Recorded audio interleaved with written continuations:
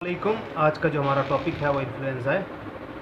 इससे पहले हम पैथोलॉजी के अंडरस्टैंडिंग के हवाले से अल्टरनेटिव मेडिसिन वॉल के जो लेक्चर्स रिकॉर्ड करते रहे, उसी सिलसिले की आज ये कड़ी है।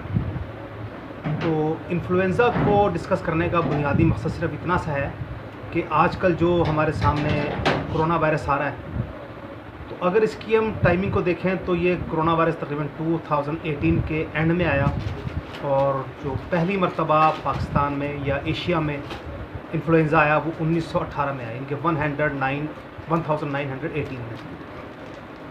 तो एक तो ये कि ये एपिडेमिक्स पहली दफ़ा नहीं आई, आ सकती हैं और आती हैं बार बार।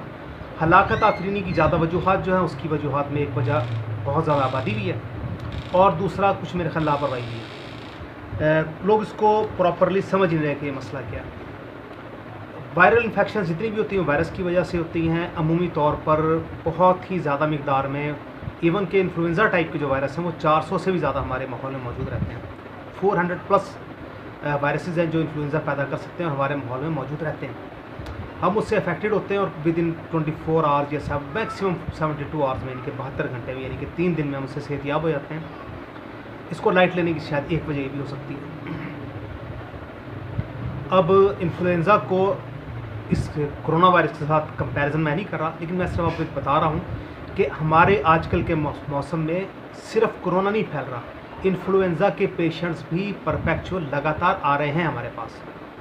एज ए फिजिशियन मैं डिस्कस कर रहा हूँ इस बात को कि हमारे पास इन्फ्लुएंजा के पेशेंट भी आ रहे हैं। इन्फ्लुएंजा के पेशेंट के अंदर क्या होता है, अचानक खांसी नज़ला जुकाम होता है, अचानक छींकें आती हैं, अचानक नाक से आंखों से पानी निकलता है, और उसी तरह होता है इस तरह कोरोना के अंदर होता है। वीकनेस बहुत ज़्यादा हो सकती है, बुखार काफ़ी ज़्यादा तेज़ हो सकता है, और जिस तरह कोरोना के अंदर कॉम्प्लिकेशन हो सकती है, इसी तरह इन्फ्लुएंजा के अंदर भी बहुत ज़्यादा पेचीदगी पैदा हो सकती है।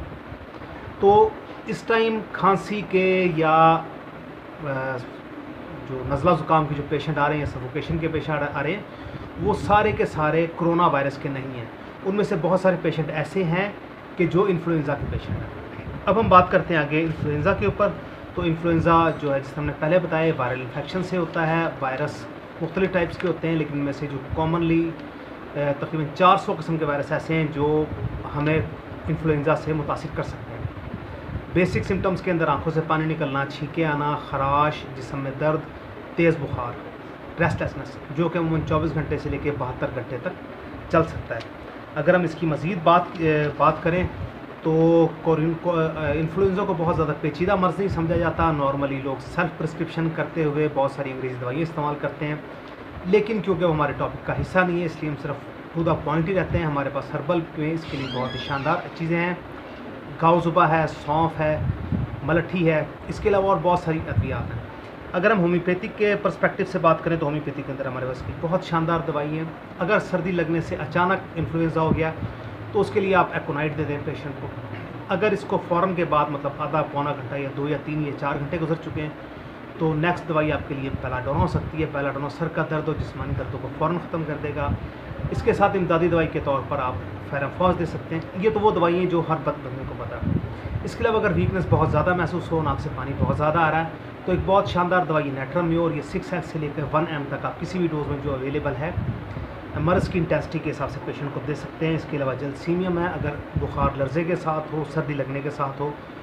आजकल के इन्फ्लुएंजा में ये अलामत बहुत ज़्यादा कॉमन होकर हमारे पास आ रही है। इसके अलावा यूपिटोरियम परफोलेटम है, अगर जिस्म इतना ज़्यादा दर्द कर रहा है जैसे हड्डियाँ टूट रही हैं, तो यकीन करें कि यूपिटोरियम परफोलेटम के अलावा कोई भी दवाई इन्फ्लुएंजा को ख़त्म नहीं कर सकती। अगर बेचैनी बहुत ज़्यादा है, रेस्टलेसनेस है, तो आर्सेनिक अमलबा एक बहुत शानदार दवाई है। अगर ये अचानक हुआ है लेकिन एकोनाइट ने कवर नहीं किया इस इन्फ्लुएंजा को, तो वहाँ पर हम फेराफॉस या फास्फोरस, इन दोनों को हम मरीज़ को इस्तेमाल करवा सकते हैं।